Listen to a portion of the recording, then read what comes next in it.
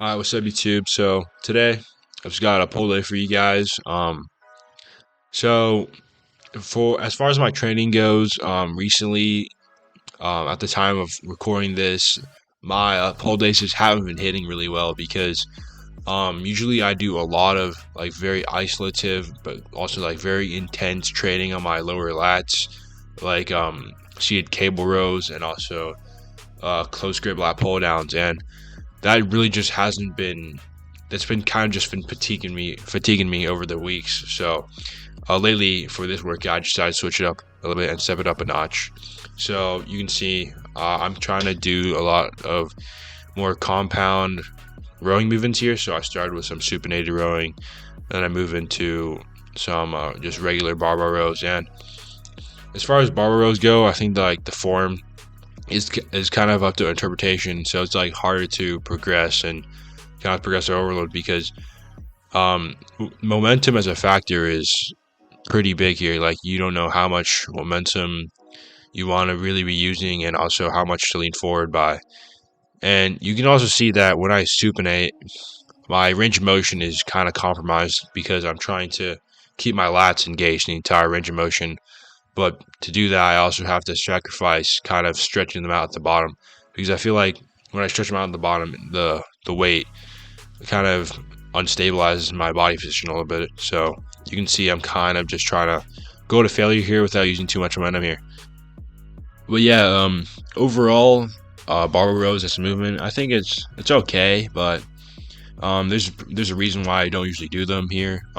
Because as you can see here, um, towards the end of the set here, I kind of used a lot more momentum than I probably should have, which kind of compromises the hypertrophic aspect of kind of doing it as a movement. But overall, I like the feeling of it. Although, as you do more sets, you kind of fatigue because you have to remain upright. All right, yeah. So next, I kind of transition into some chin ups, and you can sort of see the same phenomenon happening where I'm kind of shortening the range of motion to kind of keep my lats engaged. And I think it's partly because when I do this movement, I feel like when I disengage my scapula and kind of like let my arms just and my back just kind of like hang, it becomes really hard to kind of refocus and do the next rep. So I think just by keeping my lats engaged, I'm really able to squeeze out some hypertrophy here. So yeah, you see I'm just shooting for like 6 to 7 reps here, and yeah, just trying to balance out and keep my core engaged as well. Alright, yeah, so next up we got kind of like a supinated pull down here. I'm not really sure what to call that attachment, but yeah, basically I really like this attachment because I feel like it aligns really well with my mid back and my lats. And on top of that, also gives like really good bicep activation as well. So here I'm just doing a drop set. I started with like 180 and then I kind of dropped to 140. I really like doing drop sets for these kind of movements because it's very stabilized. But in general, I think it's hard to gauge the intensity of the movement and also just to really train to failure here. So yeah, doing drop sets is really good for this. All right, yeah. So last but not least, we're ending off the workout with some really high intensity cable pullovers here. Um, you were using kind of like I don't really call that, but like kind of like a straight bar. And I really like this attachment because overall, it's a nice balance between how much weight I can do. I can go pretty heavy on these, and as well as the stretch I really feel in my lats. So yeah, the goal here is to just keep the arms really nice and stiff to make sure that your triceps are only taking over, and it sort of becomes like a tricep push down. You don't really want that. So you just gotta use your arms as anchors and let your lats do most of the work. So yeah, and one of the things I really try to focus on here is to really squeeze my lats at the bottom and then really stretch them at the top. And in general, this movement is really great because when you do it at the end of the workout, you kind of burn out the lats when everything is said and done.